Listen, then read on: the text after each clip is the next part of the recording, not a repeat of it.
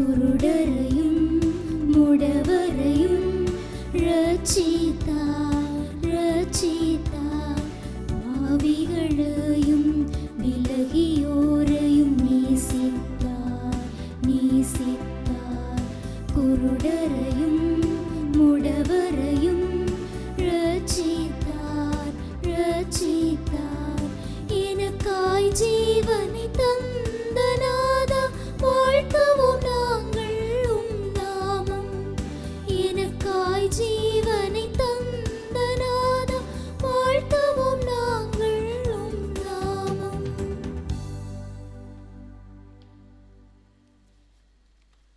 தந்தை மகன் தூய ஆவியாரின் பெயராலே ஆமென். நம் ஆண்டவராகிய இயேசு கிறிஸ்துவின் அருளும் கடவுளின் அன்பும் தூய ஆவியின் நட்புறவும் உங்கள் அனைவரோடும் என்றும் இருப்பதாக. உம் ஆன்மாவோடும் இருப்பதாக.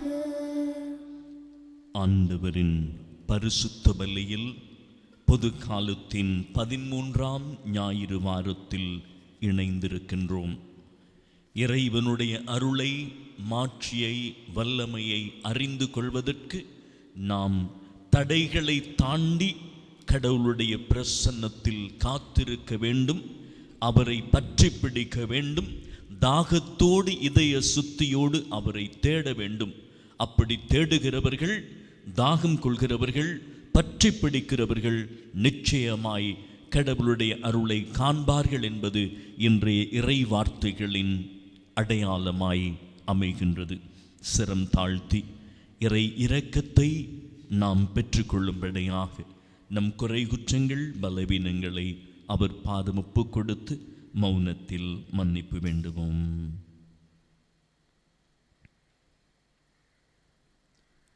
எல்லாம் வல்ல இறைவனிடமும் சகோதர சகோதரிகளே உங்களிடமும் நான் பாவி என்று ஏற்றுக்கொள்கின்றேன். ஏனெனில் என் சிந்தனையாலும் சொல்லாலும் செயலாலும் கடமையில் தவறியதாலும் பாவங்கள் பல செய்தேன். என் பாவமே என் பாவமே என் பெரும் பாவமே. ஆகையால் எப்போதும் கன்னியான தூய மரியாயையும் வானதூதர் புனிதர் அனைவரையும் சகோதர சகோதரிகளே உங்களையும் நம் இறைவனாகிய ஆண்டவரிடம் எனக்காக வேண்டிக் கொள்ள மன்றாடுகின்றேன். எல்லாம் வல்ல இறைவன் நம் மீது இரக்கம் வைத்து நம் பாவங்களை மன்னித்து நம்மை நித்திய வாழ்விற்கு அழைத்து செல்வாராக. ஆமென்.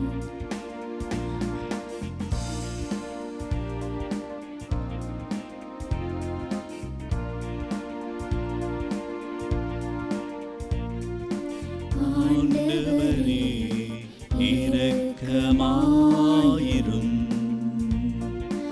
ஆண்டவரே இரக்கமாயிரும். கிறிஸ்துவே இரக்கமாயிரும். கிறிஸ்துவே இரக்கமாயிரும். ஆண்டவரே இரக்கமாயிரும். ஆண்டவரே இரக்கமாயிரும். ஆண்டவரே இரக்கமாயிரும். உன்னதங்களிலே இறைவனுக்கு மாட்சிமை உண்டாகுக. உலகினிலே நல் மனத்தவர்க்கு அமைதியும் உண்டாகுக. சொர்க்கத்தின் தேவனை ஆராதிக்கின்றோம். அகிலத்தின் தந்தையை ஆராதிக்கின்றோம். சொர்க்கத்தின் தேவனை ஆராதிக்கின்றோம். அகிலத்தின் தந்தையை ஆராதிக்கின்றோம்.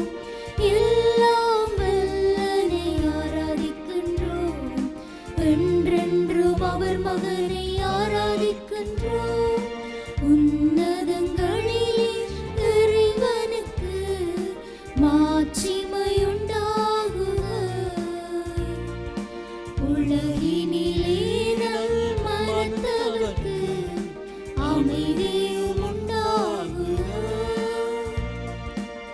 விண்ணக முதல்வனை புகழுகின்றோம், மண்ணக மீட்பரை புகழுகின்றோம்.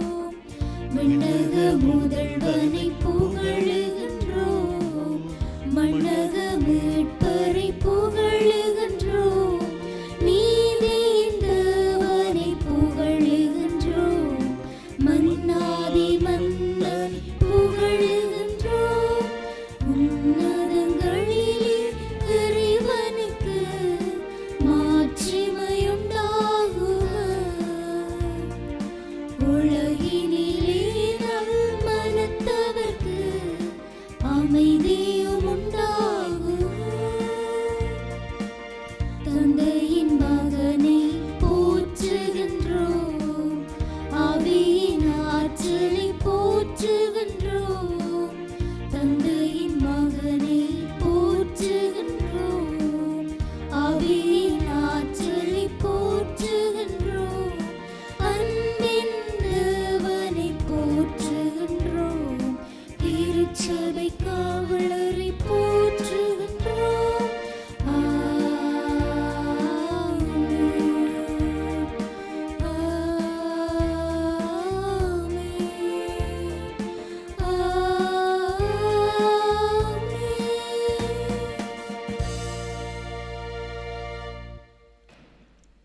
மன்றாடுவோமாக.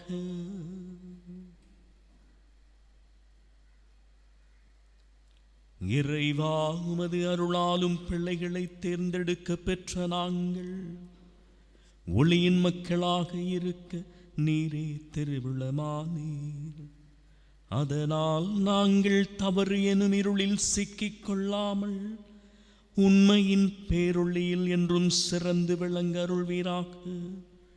உம்மோடு தூய ஆவியின் ஐக்கியத்தில் என்றென்றும் வாழ்ந்து ஆட்சி செய்கின்ற எங்கள் ஆண்டவரும் திருச்சுதனுமாகிய கிறிஸ்து வழியாக உம்மை மன்றாடுகின்றோம்.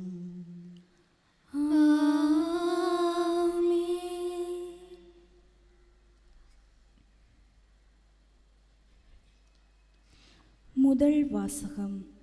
சாலமோனின் ஞான நூலிலிருந்து வாசகம். சாவை கடவுள் உண்டாக்கவில்லை, வாழ்வோரின் அழிவில் அவர் மகிழ்வதில்லை. இருக்க வேண்டும் என்பதற்காகவே அவர் அனைத்தையும் படைத்தார். உலகின் உயிர்கள் யாவும் நலம் பயப்பவை. அழிவை தரும் நஞ்சு எதுவும் அவற்றில் இல்லை. கீழுலகின் ஆட்சி மண்ணுலகில் இல்லை. நீதிக்கு இறப்பு என்பது இல்லை. கடவுள் மனிதர்களை அழியாமைக்கென்று படைத்தார். தம் சொந்த இயல்பின் சாயலில் அவர்களை உருவாக்கினார். ஆனால் அலகையின் பொறாமையால் சாவு உலகில் நுழைந்தது. அதை சார்ந்து நிற்போர் இறப்புக்கு உள்ளாவர். ஆண்டவர் வழங்கும் அருள்வாக்கு. இறைவனுக்கு நன்றி. பதிலுரை பாடல் பல்லவியாக. ஆண்டவரே, உம்மை புகழ்ந்திடுவேன், என்னை கைதூக்கி எடுத்து விட்டீர். திருப்பா 30.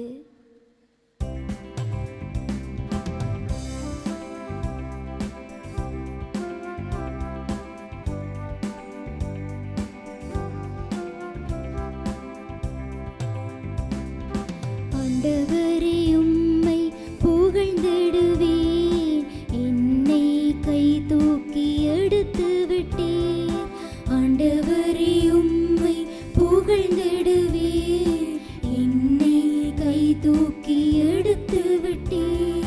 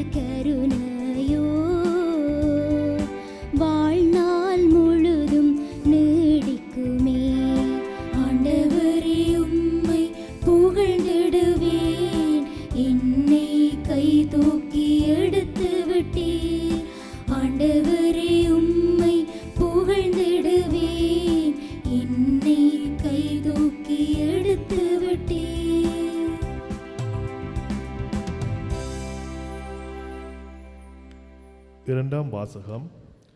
திருத்தூதர் பவுல் கொரிந்தியருக்கு எழுதிய 2ஆம் திருமுகத்திலிருந்து வாசகம். சகோதர சகோதரிகளே, நம்பிக்கை, நாவன்மை, அறிவு, பேரார்வம் ஆகிய அனைத்தும் மிகுதியாய் கொண்டிருக்கிறீர்கள். எங்கள் மேல் நீங்கள் கொண்டுள்ள அன்பும் பெருகிக் கொண்டு வருகின்றது. அதுபோல் இந்த அறப்பணியிலும் நீங்கள் முழுமையாய் ஈடுபட வேண்டும். நம் ஆண்டவர் இயேசு கிறிஸ்துவின் அருட்செயலை அறிந்திருக்கிறீர்களா? அவர் செல்வராய் இருந்தும் உங்களுக்காக ஏழையானார். அவருடைய ஏழையினால் நீங்கள் செல்வராகும்படி இவ்வாறு செய்தார். மற்றவர்களின் சுமையை தணிப்பதற்காக நீங்கள் துன்புற வேண்டும் என்று நாங்கள் சொல்லவில்லை. மாறாக எல்லோரும் சமநிலையில் இருக்க வேண்டும் என்றே சொல்கின்றோம். இப்பொழுது உங்களிடம் மிகுதியாய் இருக்கின்றது. அவர்களுடைய குறையை நீக்குங்கள். அவ்வாறே அவர்களிடம் மிகுதியாய் இருக்கும் பொழுது உங்கள் குறையை நீக்குவார்கள். இவ்வாறு உங்களிடையே சமநிலை ஏற்பட வேண்டும். மிகுதியாய் சேர்த்தவனுக்கு எதுவும் மிஞ்சுவதில்லை, குறைவாக சேர்ந்தவனுக்கு எதுவும் குறைவுபடுவதில்லை என்று மறைநூலில் எழுதுவது அன்றோ? ஆண்டவர் வழங்கும் அருள்வாக்கு. இறைவனுக்கு நன்றி.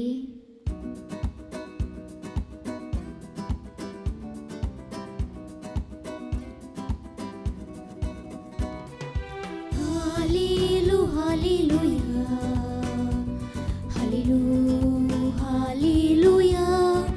hallelujah, hallelujah, hallelujah,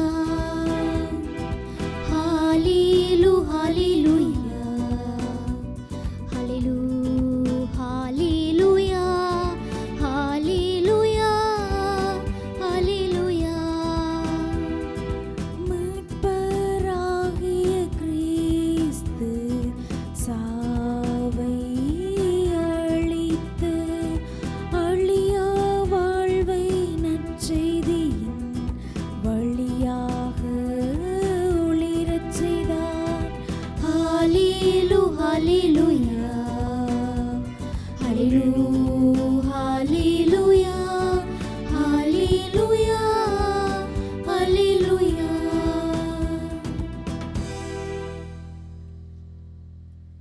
ஆண்டவர் உங்களோடு இருப்பாராக. ஆன்மாவோடும் இருப்பாராக. தூய மாற்கு எழுதிய பரிசுத்த சுவிசேஷத்திலிருந்து வாசகம். ஆண்டவரே, மாட்சி உமக்கே.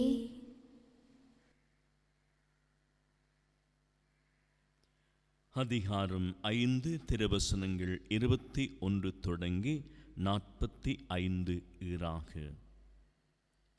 இயேசு படகேறி கடலை கடந்து மீண்டும் மறு கரையை அடைந்து பெருந்திரளான மக்கள் அவரிடம் வந்து கூடினார்கள். அவர் கடற்கரையில் இருந்தார். தொழுகை கூட தலைவர்களுள் ஒருவரான யாயீர் என்பவர் வந்து அவரை கண்டு அவரது காலில் விழுந்து, என் மகள் சாகும் தருவாயில் இருக்கிறாள், நீர் வந்து அவள் மீதும் கையை வையும், அப்போது அவள் நலம் பெற்று பிழைத்து கொள்வாள் என்று அவரை வருந்தி வேண்டினார். இயேசுவும் அவருடன் சென்றார். பெருந்திரளான மக்கள் அவரை நெருக்கிக் கொண்டே பின்தொடர்ந்தனர். அப்பொழுது 12 ஆண்டுகளாய் இரத்தப்போக்கினால் வருந்திய பெண் ஒருவர் அங்கிருந்தார். அவர் மருத்துவர் பலரிடம் தமக்குள்ளதெல்லாம் செலவழித்தும் ஒரு பயனும் அடையாமல் மிகவும் துன்பப்பட்டாள். அவர் நிலைமை வரவர மிகவும் கேடுற்றது. அவர் இயேசுவை பற்றி கேள்விப்பட்டு மக்கள் கூட்டத்திற்கிடையில் அவருக்கு பின்னால் வந்து அவருடைய மேலுடையை தொட்டார். ஏனெனில் நான் அவருடைய ஆடையை தொட்டாலே நலம் பெறுவேன் என்று அப்பெண் எண்ணிக்கொண்டார். தொட்ட உடனே அவருடைய இரத்தப்போக்கு நின்று போயிற்று. அவரும் தாம் நோய் நீங்கி நலம் பெற்றதை தம் உடலில் உணர்ந்தார். உடனே இயேசு தம்மிடமிருந்து வல்லமை வெளியேறியதை தம்முள் உணர்ந்து மக்கள் கூட்டத்தை திரும்பி பார்த்து, என் மேலுடையை தொட்டவர் யார் என்று கேட்டார். அதற்கு அவருடைய சீடர்கள் அவரிடம், இம்மக்கள் கூட்டம் உம்மை சூழ்ந்து நெருக்கிக் கொண்டிருப்பதை கண்டும் என்னை தொட்டவர் யார் என்கிறீர் என்றார்கள். ஆனால் அவர் தம் மேலுடையை தொட்டவரை காணும்படி சுற்றிலும் திரும்பி பார்த்து கொண்டிருந்தார். அப்போது அப்பெண் தமக்கு நேர்ந்ததை அறிந்தவராய் அஞ்சி நடுங்கிக் கொண்டு அவர் முன் வந்து விழுந்து நிகழ்ந்தது அனைத்தையும் அவரிடம் சொன்னார். இயேசு அவரிடம், மகளே, உனது நம்பிக்கை உன்னை குணமாக்கிற்று, அமைதியுடன் போ, நீ போய் நோய் நீங்கி நலமாய் இரு என்றார். அவர் தொடர்ந்து பேசிக்கொண்டிருந்த பொழுது தொழுகை கூட தலைவருடைய வீட்டிலிருந்து ஆள்கள் வந்து அவரிடம், உம்முடைய மகள் இறந்து விட்டால் போதகரை ஏன் என்னும் தொந்தரவு செய்கிறீர் என்றார்கள். அவர்கள் சொன்னது இயேசுவின் காதில் விழுந்ததும் அவர் தொழுகை கூட தலைவரிடம், அஞ்சாதீர், நம்பிக்கையை மட்டும் விட்டுவிடாதீர் என்று கூறினார். அவர் பேதுரு, யாக்கோபு, யாக்கோபின் சகோதரரான யோவான் ஆகியோரை தவிர வேறொருவரையும் தம்மிடம் வரவிடவில்லை. அவர்கள் தொழுகை கூட தலைவரின் வீட்டுக்குள் சென்றார்கள். அங்கே அமளியையும் மக்கள் அழுது ஓலமிட்டு புலம்புவதையும் இயேசு கண்டார். அவர் உள்ளே சென்று, ஏன் இந்த அமளி, ஏன் இந்த அழுகை, சிறுமி இறக்கவில்லை, உறங்குகிறாள் என்றார். அவர்கள் அவரை பார்த்து நகைத்தார்கள். ஆனால் அவர் அனைவரையும் வெளியேற்றிய பின் சிறுமியின் தந்தையையும் தாயையும் தம்முடன் இருந்தவர்களையும் கூட்டிக் கொண்டு அச்சிறுமி இருந்த இடத்திற்கு சென்றார். சிறுமியின் கையை பிடித்து அவரிடம், தலித்தா கூம் என்றார். அதற்கு, சிறுமி, உனக்கு சொல்கிறேன், எழுந்திடு என்பது பொருள். உடனே அச்சிறுமி எழுந்து நடந்தாள். அவள் 12 வயது ஆனவள்.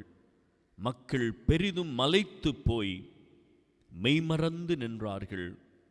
இது யாருக்கும் தெரிவிக்கக்கூடாது என்று அவர் அவர்களுக்கு கண்டிப்பாய் கட்டளையிட்டார். அவளுக்கு உணவு கொடுக்கவும் சொன்னார். இது வாழ்வு தரும் கிறிஸ்து இயேசுவின் உயிருள்ள வார்த்தைகள். கிறிஸ்துவே உமக்கு புகழ். இறையேசுவில் எனக்கு அன்பானவர்களே, நாளுக்கு நாள் மனித வாழ்க்கைக்குள்ளே மனிதர்கள் தங்கள் மீது இருக்கிற நம்பிக்கையையும் இழந்து கடவுள் மீது வைத்திருக்கிற நம்பிக்கையையும் இழப்பது போல் நம்மை சுற்றி நடக்கின்ற சம்பவங்கள், நிகழ்வுகள், அழிவுகள் அடையாளம் காட்டுகின்றது. எனக்கு அன்பானவர்களே, இந்த உலகத்திலே கடவுள் மீது வைக்கிற நம்பிக்கை எவ்வளவுக்கு எவ்வளவு உறுதியாய் உண்மையாய் இருக்க வேண்டுமோ அவ்வளவுக்கு அவ்வளவு மனிதன் தன் மீது நம்பிக்கை கொண்டவனாய் இருக்க வேண்டும். தன்னம்பிக்கையோடு கூடிய கடவுள் நம்பிக்கை ஒரு மனிதனை வெற்றியின் படியில், ஆசீர்வாதத்தின் படியில், விடுதலையின் பாதையில் இட்டுச் செல்லும் என்பதை நாம் மறுதலிக்க முடியாது. எனக்கு நேசமானவர்களே, மனித வரலாற்றில் என்றுமே இல்லாத அளவுக்கு 20ஆம் 21ஆம் நூற்றாண்டுகள் பல லட்சக்கணக்கான மரணங்களை தந்து கொண்டிருக்கிறது, மனுக்குலம் சந்தித்து கொண்டிருக்கிறது. ஆனாலும் இன்றைய முதல் வாசகம் சாலமோனின் ஞானம் சொல்லுகிறது, மரணத்தை கடவுள் உண்டாக்கவில்லை, அது அலகையினால் தீமையினால் உண்டாக்கப்பட்டது. தீமையை சார்ந்து நிற்கிறவர்கள் யாராயிருந்தாலும் அவர்கள் மரணத்தை சந்திப்பார்கள் என்பது இன்றைய முதல் வாசகத்தில் சாலமோன் ஞான நூலின் வார்த்தைகள். இன்றைய நற்செய்தியிலும் ஆண்டவர் மரணித்துவிட்ட, இறந்துவிட்ட 12 வயது சிறுமியான யாயீரின் மகளை உயிர்ப்பிக்கின்றார். அன்புக்குரியவர்களே, வெளியில் உலகத்தில் லட்சக்கணக்கான மரணங்கள் வியாதியின் கொடுமையினாலே,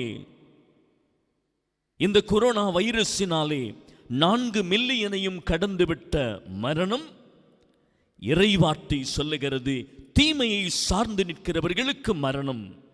நற்செய்தி சொல்லுகிறது, மரணத்தை சந்தித்த சிறுமியை ஆண்டவர் உயிர்ப்பித்தார். இதை எப்படி நாம் தியானிப்பது, ஆய்வு செய்வது, ஏற்றுக்கொள்வது, சிந்திப்பது, விசுவசிப்பது? எனக்கு அன்பானவர்களே, இன்றைய மனித வாழ்வை ஒரு கணம் நாம் யோசித்து பார்ப்போம். இன்றைக்கு மனிதன் எப்படி இந்த உலகத்தில் வாழ்ந்து கொண்டிருக்கிறான்? கடவுள் இந்த உலகத்தை படைத்த போது படைப்பு சொல்லுகிறது, கடவுள் எல்லாவற்றையும் நல்லது என கண்டார். ஒன்று கூட குறைவானதாய், தீமையானதாய், அழுக்கானதாய் மனிதனுக்கு கொடுக்கப்படவில்லை. எல்லாம் நல்லது என கண்டார் என்றுதான் வேதம் சொல்லுகிறது. மனிதன் தனியாக இருப்பது நல்லதல்ல என்று மட்டும்தான் வேதம் சொன்னது. அனைத்தையும் படைத்த கடவுள் ஒவ்வொன்றையும் பார்த்து நல்லது என கண்டார், நல்லது என கண்டார், நல்லது என கண்டார் என்று வேதம் சொல்லி, மனிதன் தனியாயிருப்பது நல்லதல்ல. அர்த்தம் என்ன? இன்றைக்கு மனிதர்கள் தனித்து போய்விட்டார்கள், அது நல்லதல்ல. தனக்கு பணம் இருக்கிறது, அந்தஸ்து இருக்கிறது, கௌரவம் இருக்கிறது, அதிகாரம் இருக்கிறது என்று தன்னுடைய சுய பலத்தில், கௌரவத்தில், அதிகாரத்தில், பெருமையில் மனிதன் தன்னை தனிமைப்படுத்தி கொண்டு வாழத் தொடங்கிவிட்டான். அது நல்லதல்ல. வேதம் எச்சரித்திருக்கிறது. அதாவது மனிதர்கள் உறவோடு வாழ வேண்டும், அன்போடு வாழ வேண்டும், பகிர்வில் இருக்க வேண்டும், மன்னிப்பில் இருக்க வேண்டும், விட்டுக் கொடுப்பில் இருக்க வேண்டும், தாழ்ச்சியில், எளிமையில் வாழ வேண்டும். இவற்றின் நடுவில் கடவுளை பற்றி பிடித்து தன்னம்பிக்கையில் அடுத்தவருக்கு அநீதி செய்யாமல் ஒவ்வொரு நிகழ்விலும் நல்லதையே செய்து கொண்டு வாழ்கிற மனிதன் நிச்சயமாய் இந்த உலகத்தின் தீமையின் சக்திகளுக்குள் பிடிபட முடியாது. இந்த தீமையின் அழிவுகளுக்குள்ளே அழிந்து போக முடியாது. இது வேதம் கொடுக்கிற உண்மை செய்தி. எனவே இன்றைக்கு உலகத்திலே மனிதர்கள் தங்களை ஆய்வு செய்ய வேண்டும். நான் எப்படி வாழ்கிறேன்? என்னுடைய மனித வாழ்க்கை எப்படி இருக்கிறது? அயலானோடு, அடுத்தவனோடு, அடுத்தவர்களுக்காக என்று நான் எதை செய்கிறேன்? அல்லது நாளுக்கு நாள் என்னை, என் குடும்பத்தை, என் வீட்டை தனிமைப்படுத்தி நான் உறவு இல்லாமல், பாசம் இல்லாமல், நேசம் இல்லாமல், பகிர்வு இல்லாமல், மன்னிப்பு இல்லாமல் ஒரு ஆணவத்துக்குள்ளே, ஒரு சுய கௌரவத்துக்குள்ளே, ஒரு பெருமைக்குள்ளே நான் வாழத் தொடங்கிவிட்டேனா? அது நல்லதல்ல, வேதம் சொல்லுகிறது. எனவேதான் இன்றைய நற்செய்தியிலே ஆண்டவர் அழகான 2 சம்பவங்களை நமக்கு தருகிறார். கடந்த 3 வாரங்களாய் தொடர்ச்சியாக மார்க்கு நற்செய்தியிலே இருந்து வார்த்தைகள் எடுக்கப்பட்டது. கடந்த ஞாயிறு நாம் தியானித்தோம். எப்படி காற்று, அலை, பெரும் காற்று கொந்தளிப்பின் நடுவில் ஆண்டவர் சீடர்களுக்கு தைரியத்தை கொடுத்து, உறுதியை கொடுத்து அந்த கொந்தளிப்பில் அமைதியை ஏற்படுத்தினார். நம்முடைய வாழ்விலும் ஆண்டவர் அமைதி ஏற்படுத்த வருகிறார். இன்றைய நற்செய்தியிலே 2 சம்பவங்கள் சொல்லப்படுகிறது. கரையின் மறுபக்கத்தில் இயேசு காலடி வைத்த போது அங்கு ஒரு பெரும் கூட்டம். அதில் குறிப்பிட்டு ஒரு மனிதன், தொழுகை கூட தலைவன் என்று சொல்லப்படுகிறது. அவன் நற்செய்தி சொல்லுகிறது, ஒரு தொழுகை கூடத்தினுடைய தலைவன் இயேசுவினுடைய காலில் விழுந்து பணிந்து வேண்டுகிறான். மறுபக்கத்தில் பார்க்கிற பொழுது 12 ஆண்டுகளாய் இரத்தப்போக்கு வாதையில் இருந்த பெண் இயேசுவின் காலடியில் ரகசியமாய் அவருடைய ஆடைகளை தொட்டு தனக்கு சுகம் கிடைக்கும் என்கிற நம்பிக்கையில் அந்த தெய்வ மகன் வல்ல இயேசுவின் ஆடையை தொடுகிறாள்.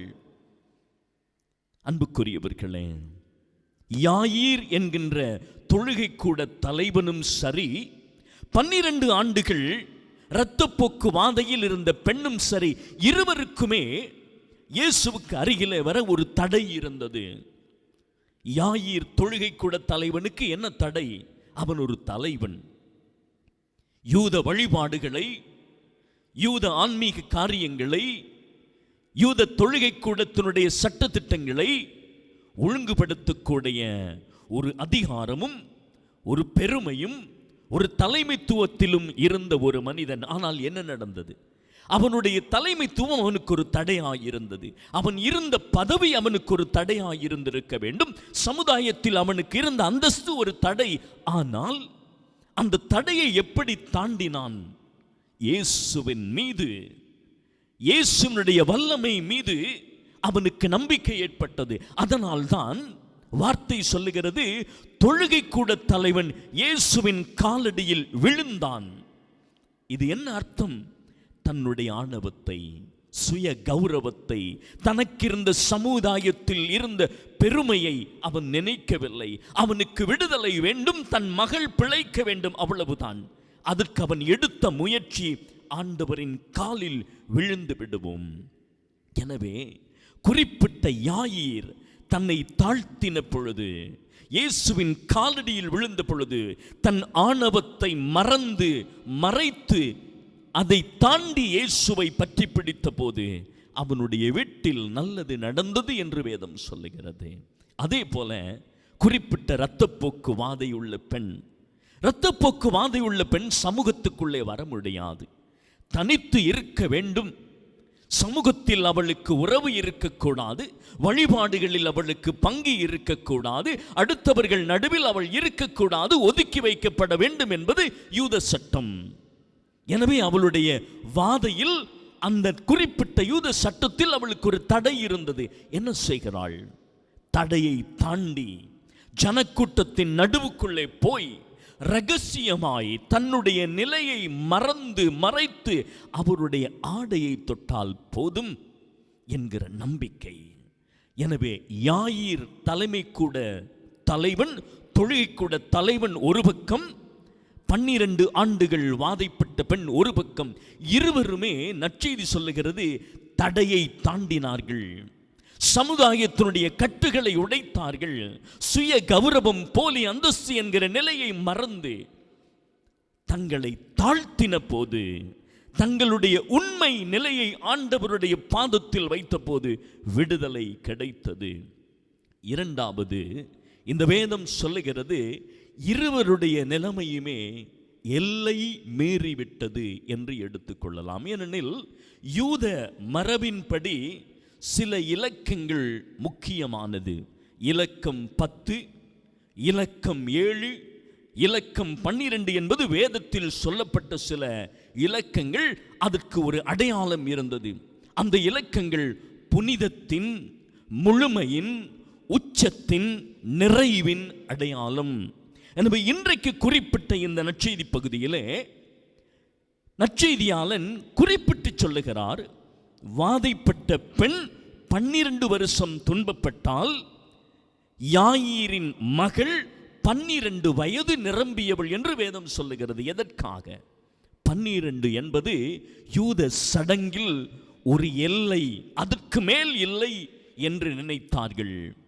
12 கோத்திரங்கள், 12 பிள்ளைகள், 12 கூடை நிறைய உணவு, 12 அப்போஸ்தலர்கள் என்று இலக்கத்துக்கு ஒரு புனிதம் இருந்தது.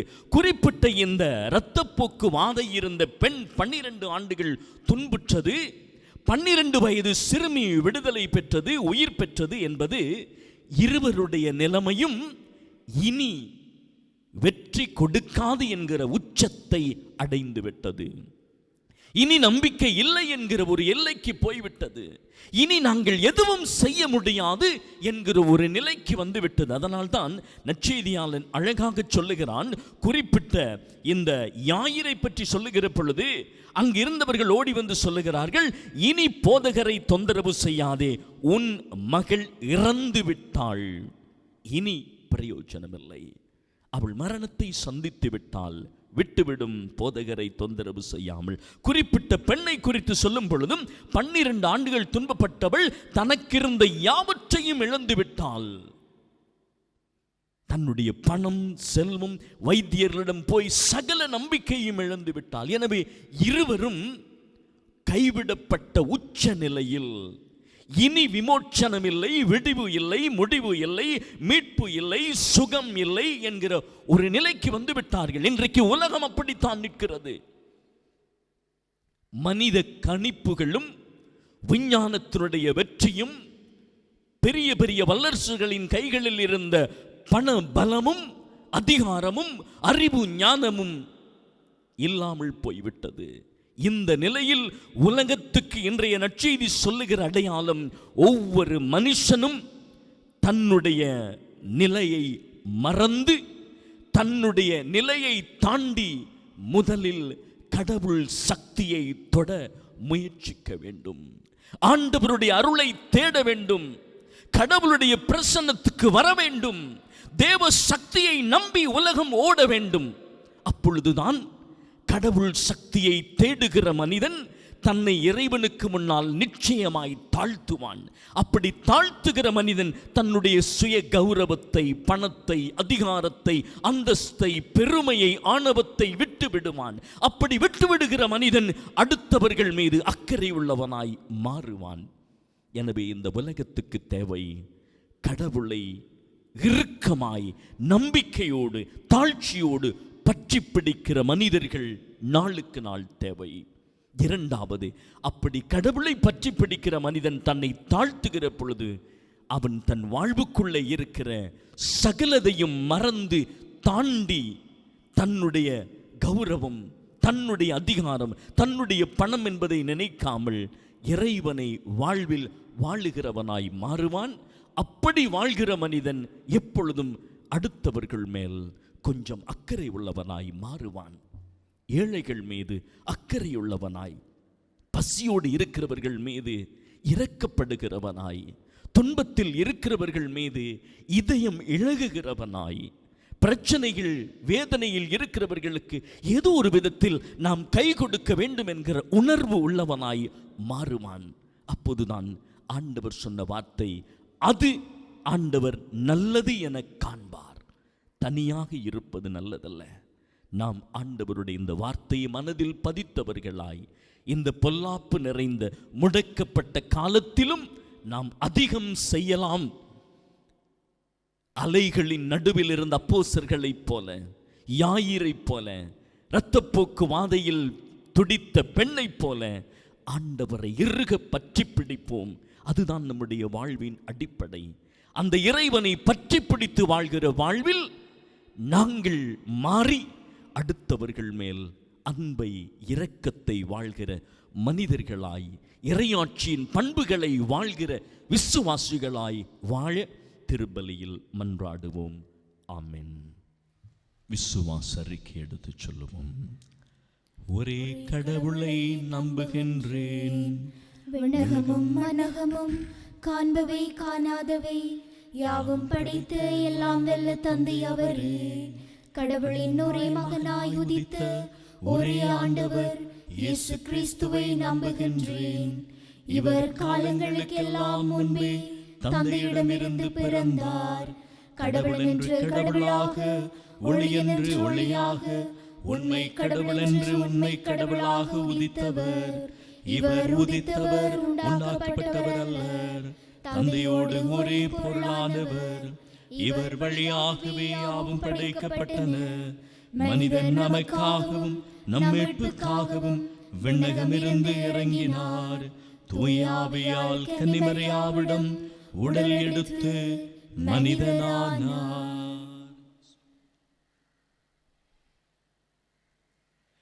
மேலும் நமக்காக போஞ்சு பிலாத்தின் அதிகாரத்தில் சிலுவையில் அறையப்பட்டு பாடுபட்டு இறந்து அடக்கம் செய்யப்பட்டார். மறைநூல்களின்படி 3ஆம் நாள் உயிர்த்தெழுந்தார். விண்ணகத்துக்கு எழுந்தருளி எல்லாம் வல்ல தந்தையின் வலப்பக்கம் வீற்றிருக்கின்றார். வாழ்வோரையும் இறந்தோரையும் தீர்ப்பட மாட்சியுடன் மீண்டும் வரவிருக்கின்றார். அவரது ஆட்சிக்கு முடிவிராது. தந்தையிடமிருந்தும் மகனிடமிருந்தும் புறப்படும் ஆண்டவரும் உயிரளிப்பவருமான தூயாவியாரை நம்புகின்றேன். இவர் தந்தையோடும் மகனோடும் ஒன்றாக ஆராதனையும் மாட்சியும் பெறுகின்றார். இறைவாக்கினர் வாயிலாக பேசியவர் இவரே. ஒரே புனித கத்தோலிக்க திருத்தூதர் வழிவரும் திரு அவையை நம்புகின்றேன். பாவ மன்னிப்புக்கான ஒரே திருமுழுக்கை ஏற்றுக்கொள்கின்றேன். இறந்தோரின் உயிர்ப்பையும் வரவிருக்கும் மறுவுலக வாழ்வையும் எதிர்பார்த்திருக்கின்றேன். ஆமென்.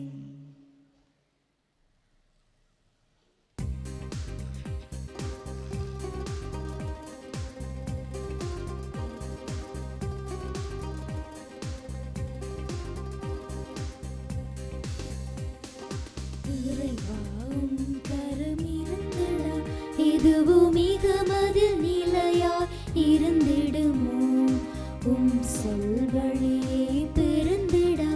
இதுவும் உலகினில் உயிராய் உளவிடுமோ. இருப்பது எல்லாம் கொடுத்தவனே, எனக்கென உனை இழந்தவனே. முழுவது முன்பதம் விழுதலில்லாமல், முழுவது முன்பதும் விழுதலில்லாமல் விடுதலை இதையா. இறைவாவும் கரம் இருந்திடா.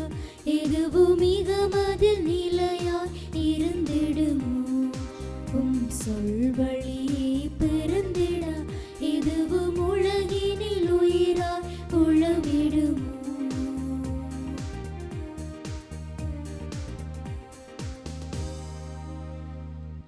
அன்பார்ந்தவர்களே, நானும் நீங்களும் ஒப்புக் கொடுக்கிற இந்த பரிசுத்த பலி நம் விண்ணக தொந்தை கேட்டதாகும்படி ஜெபம் செய்யுங்கள். ஆண்டவர் தம் திருப்பேரின் புகழ்ச்சிக்காகவும் மாட்சிக்காகவும் நமது நன்மைக்காகவும் புனித திரு அவை அனைத்து நலன்களுக்காகவும் உமது கையிலிருந்து இப்பலியை ஏற்றுக்கொள்வாராக. இறைவா, நீரே அருள் கூர்ந்து ஏற்பாடு செய்யும் மறை நிகழ்வுகள் எங்களுக்கு நற்பயன் அளிக்க உமை வேண்டுகின்றோம். அதனால் எங்கள் பணியின் புனித காணிக்கைகள் உமக்கு ஏற்றவையாயிருப்பனவாக எங்கள் ஆண்டவராகிய கிறிஸ்து வழியாக உம்மை மன்றாடுகின்றோம். ஆமென். ஆண்டவர் உங்களோடு இருப்பாராக. உம் ஆன்மாவோடும் இருப்பாராக. இதயங்களை மேலே எழுப்புங்கள். ஆண்டவரிடம் எழுப்பியுள்ளோம். நம் இறைவனாகிய ஆண்டவருக்கு நன்றி கூறுவோம். அதுவே தகுதியும் நீதியுமானது. ஆண்டவரே, தூயவரான தந்தை, உம் அன்பார்ந்த மகன் இயேசு கிறிஸ்து வழியாக எந்நாளும் எவ்விடத்திலும் நாங்கள் உமக்கு நன்றி செலுத்துவது மெய்யாகவே தகுதியும் நீதியுமாகும். எங்கள் கடமையும் மீட்புக்குரிய செயலுமாகும். உமது வார்த்தையானவர் வழியாக அனைத்தையும் படைத்தீர். அவரையே மீட்பராகவும் இடேற்றுகிறவராகவும் எங்களுக்கு அனுப்பினீர். அவர் தூய ஆவியால் உடலெடுத்து கன்னிமரியாவிடமிருந்து பிறந்து உம் திருவிழத்தை நிறைவேற்றி புனித மக்களை உமக்கு பெற்றுத்தர கைகளை விரித்து பாடுபட்டார். சாவை வென்று உயிர்ப்பு உண்டு என விளங்கச் செய்தார். ஆகவே நாங்கள் வானதூதர் புனிதர் அனைவரோடும் சேர்ந்து உமது மாட்சியை புகழ்ந்துரைத்து ஒரே குரலாய் சொல்லுவதாவது: பரிசுத்தரே, சேனைகளின் ஆண்டவர் வல்லவர். பரிசுத்த பரிசுத்தரே, சேனைகளின் ஆண்டவர் வல்லவர். ஓசானா, ஓசானா, ஓசானா, ஓசானா, ஓசானா, ஓசானா. விண்ணகத்தில் மண்ணகத்திலும் உமது மகிமை நிறைந்துள்ளன.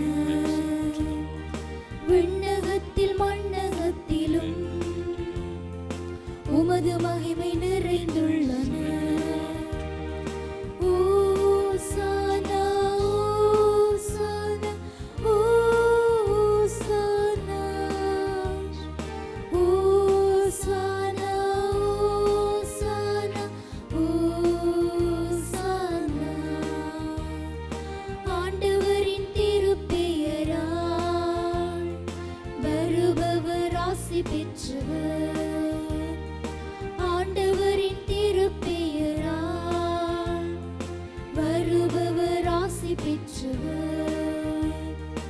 ஓசானா ஓசானா ஓசானா ஓசானா ஓசானா ஓசானா.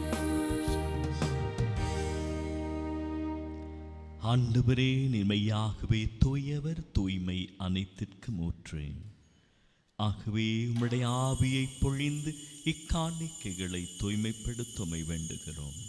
இவ்வாறு எங்கள் ஆண்டவர் இயேசு கிறிஸ்துவின் உடலும் இரத்தமுமாக எங்களுக்கு இவை மாறுவனவாக.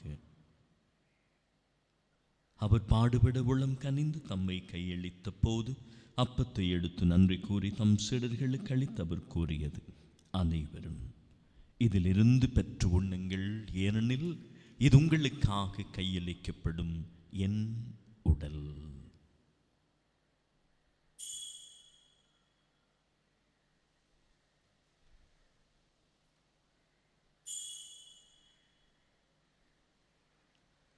அவனுமே இரவு விருந்தை அருந்திய பின் கிண்ணத்தை எடுத்து மீண்டும் உமக்கு நன்றி கூறி தம் சீடர்களுக்கு கொடுத்து அவர் கூறியது, அனைவரும் இதிலிருந்து பெற்று பருகுங்கள், ஏனெனில் இது புதிய நிலையான உடன்படிக்கைக்குரிய என் இரத்தத்தின் கிண்ணம்.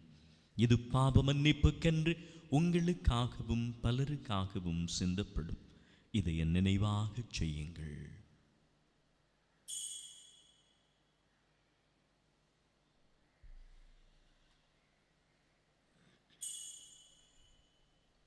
நம்பிக்கையின் மறைபொருள். ஆண்டவரே, நீர் வருமளவும் உமது இறப்பினை அறிக்கையிடுகின்றோம், உமது உயிர்ப்பினையும் எடுத்துரைக்கின்றோம். ஆகவே ஆண்டவரே, நாங்கள் கிறிஸ்துவின் இறப்பையும் உயிர்ப்பையும் நினைவு கூர்ந்து வாழ்வு தரும் அப்பத்தையும் மீட்பளிக்கும் கிண்ணத்தையும் உமக்கு ஒப்புக் கொடுக்கின்றோம். திருமுன்னின்று ஊழியம் புரிய தகுந்தவர்களென எங்களை ஏற்றுக்கொண்டீர், உமக்கு நன்றி. மேலும் கிறிஸ்துவின் உடலிலும் இரத்தத்திலும் பங்கு கொள்ளும் எங்களை தூய ஆவி ஒன்று சேர்க்க வேண்டுமென உம்மை தாழ்மையுடன் மன்றாடுகின்றோம். ஆண்டவரே, உலகெங்கும் பரவியிருக்கும் திரு அவையை நினைவு கொண்டருளும். எங்கள் திருத்தந்தை பிரான்சிஸ், எங்கள் ஆயர் நோயல் இமானுவல், எல்லா திருநிலையினராகியவரோடும் திரு அவை அன்பில் நிறைவு பெறச் செய்தருளும். மேலும் உயிர்த்தலும் எதிர்நோக்குடன் துயில் கொள்ளும் எங்கள் சகோதர சகோதரிகளையும் இறந்தோர் அனைவரையும் ஒளிமிக்கும் திருமணேற்றுக் கொள்ளும் எங்கள் அனைவர் மீதும் இரக்கமாயிரும். கடவுளின் கன்னித்தாயான புனித மரியா, அவருடைய கணவரான புனித யோசேப்பு, புனித திருத்தூதர்கள், இவ்வுலகில் உமக்கு உகந்தவராயிருந்த புனிதர் ஆகியவருடன் எங்கள் நிலை வாழ்வில் பங்கு கொள்ளும் தகுதி பெற்று திருமகன் இயேசு கிறிஸ்து வழியாக உம்மை புகழ்ந்தேற்றும் வரமருள உம்மை மன்றாடுகின்றோம்.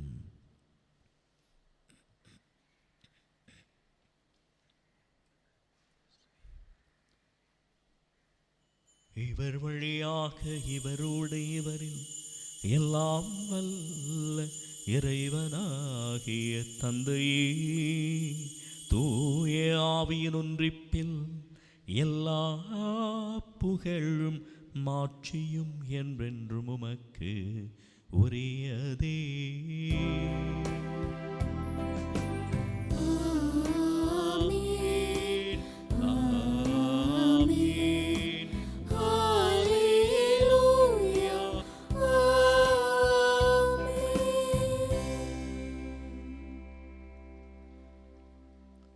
மீட்பரின் கட்டளையால் கற்பிக்கப்பட்டு இறை படிப்பினையில் பயிற்சி பெற்ற நாம் நம்பிக்கையோடு விண்ணக தந்தையை நோக்கி ஜெபிப்போம். விண்ணுலகில் இருக்கிற எங்கள் தந்தையே, உமது பெயர் தூயதென போற்றப் பெறுக. உமது ஆட்சி வருக. உமது திருவிழம் விண்ணுலகில் நிறைவேறுவது போல மண்ணுலகிலும் நிறைவேறுக. எங்கள் அன்றாட உணவை இன்று எங்களுக்கு தாரும். எங்களுக்கு எதிராக குற்றம் செய்வோரை நாங்கள் மன்னிப்பது போல எங்கள் குற்றங்களை மன்னியும். எங்களை சோதனைக்குட்படுத்தாதையும் தீமையிலிருந்து எங்களை விடுவித்தருளும். ஆண்டவரே, தீமை அனைத்திலிருந்தும் எங்களை விடுவித்தங்கள் வாழ்நாளில் அமைதியை கனிவுடன் அருளுமை மன்றாடுகின்றோம்.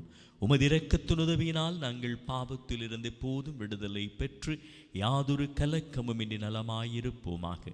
நாங்கள் நம்பியிருக்கும் பேரின்பத்திற்காகவும் நம் மீட்பராம் இயேசு கிறிஸ்துவின் வருகைக்காகவும் காத்திருக்கின்றோம். ஏனெனில் ஆட்சியும் வல்லமையும் மாட்சியும் என்றென்றும் உமதே. ஆண்டவராகிய இயேசு கிறிஸ்துவே, அமைதியை உங்களுக்கு விட்டுச் சொல்கிறேன், என் அமைதியை உங்களுக்கு அளிக்கிறேன் என்றும் திருத்தூதர்களுக்கு மொழிந்தீரே. எங்கள் பாவங்களை பாராமல் திரு அவையின் நம்பிக்கையை கண்ணோக்கி அதற்கு ஒற்றுமையையும் அமைதியையும் தந்துள்ள திருவிழம் கொள்வீராக. என்றென்றும் வாழ்ந்து ஆட்சி செய்கின்றவர் நீரே. ஆமென். ஆண்டவருடைய அமைதி உங்கள் அனைவரோடும் என்றும் இருப்பதாக. உம்மான்மாவோடும் இருப்பதாக. இயேசுவின் அமைதியை பகிர்ந்து கொள்வோம். Peace be with you.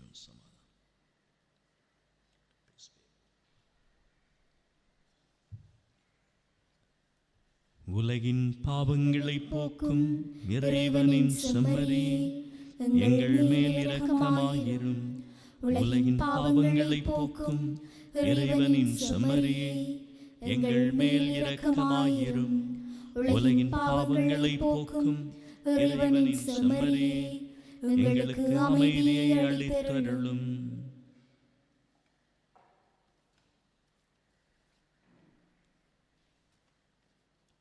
இதோ இறைவனின் செம்மறி, உலகின் பாவங்களை போக்கியவர். இந்த விருந்துக்கு அழைக்கப்பட்ட நாங்கள் பெறு பெற்றவர்கள். ஆண்டவரே, நீர் என் இல்லத்தில் எழுந்தருள நான் தகுதியற்றவள். ஆனால் ஒரு வார்த்தை மட்டும் சொல்லியருளும், எனது ஆன்மா நலமடையும்.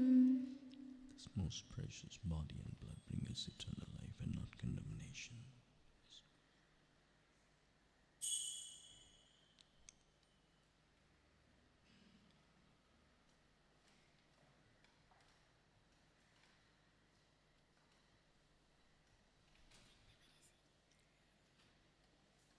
ஜெபிப்போமாக. ஆண்டவரே, நாங்கள் ஒப்புக் கொடுத்து உணவாக உட்கொண்ட இப்புனித பலி பொருள் எங்களுக்கு வாழ்வளிக்க உம்மை வேண்டுகின்றோம். இவ்வாறு நாங்கள் முடிவில்லாத அன்பினாலே உம்மிடம் ஒன்றிணைக்கப்பட்டு என்றும் நிலைத்திருந்து கனிதர அருள்வீராக. எங்கள் ஆண்டவராகிய கிறிஸ்து வழியாக உம்மை மன்றாடுகின்றோம். ஆமென். ஆண்டவர் உங்களோடு இருப்பாராக. உம்மான்மாவோடும் இருப்பாராக.